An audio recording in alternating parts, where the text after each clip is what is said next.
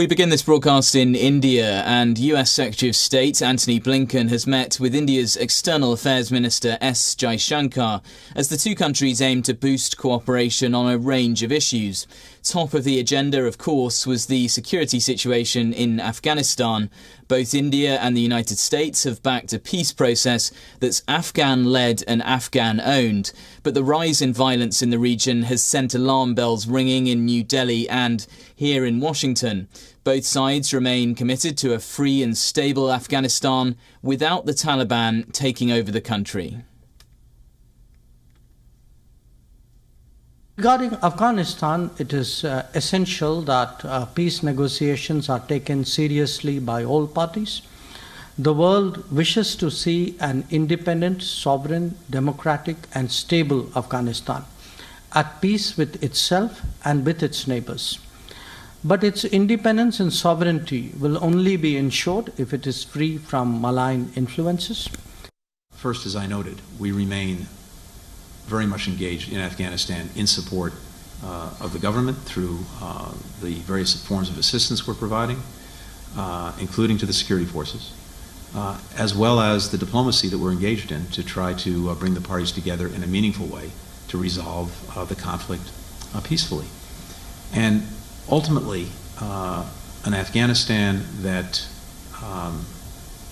does not respect the rights of its people, an Afghanistan that commits atrocities against its own people, would become a pariah state. Also on the agenda was the Indo-Pacific region, with the two leaders stressing their commitment to a free and prosperous Indo-Pacific.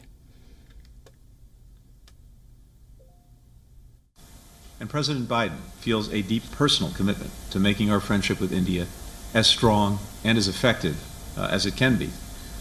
We believe this partnership will be critical for delivering stability and prosperity in the Indo-Pacific region and beyond. In a globalized world today, India has interests far beyond its immediate borders. Certainly we have interests in the Indian Ocean, in the Pacific Ocean, in the Indo-Pacific. Our major trade partners are there, our major trade routes are there, our political partners are there. We have big community interests. I mean, any parameter you use, it's very visible that India has interest in the Indo-Pacific. The rise of the Quad was another crucial topic of discussion. The US and India are part of the Quad regional alliance that also includes Japan and Australia. The alliance is a move to counter China's growing economic and military strength and ensure a free and open Indo-Pacific. What the Quad is actually quite simple, but as important as it is simple. Four like-minded countries, India, the United States, Japan, Australia, coming together to work collectively on some of the most important issues of our time that are going to have a real impact on the lives of our people, and to do it in a way that hopefully ensures a free and open Indo-Pacific region and peace, security, and prosperity for the people of that region. So what we're doing together is coordinating, pooling our resources, pooling our thinking, and actively collaborating on a whole variety of issues that have an impact on the lives of our people, on COVID-19 and the vaccine initiative that we took with the first leaders meeting that took place just a few months ago. Jaishankar and Blinken also thanked each other for US and Indian assistance in dealing with the COVID-19 crisis. Let me first acknowledge the responsiveness of the Biden administration to keeping the raw material supply chain open for vaccine production in India. And then say a big thanks for the support we received during the COVID second wave from the United States, a support that I would say was truly exceptional. Of course, Washington has long viewed New Delhi as a key partner, and the Biden administration has focused on India-US ties since taking charge. Blinken is the third Biden administration official to visit India in the last 6 months, after Defense Secretary Lloyd Austin and climate envoy John Kerry. Well, let's go live now to WION's principal diplomatic correspondent, Siddhant Sibal, who's joining us from New Delhi. Siddhant, thanks very much for joining us on this broadcast. Just walk us through some of the key takeaways. What was discussed when it comes to Afghanistan?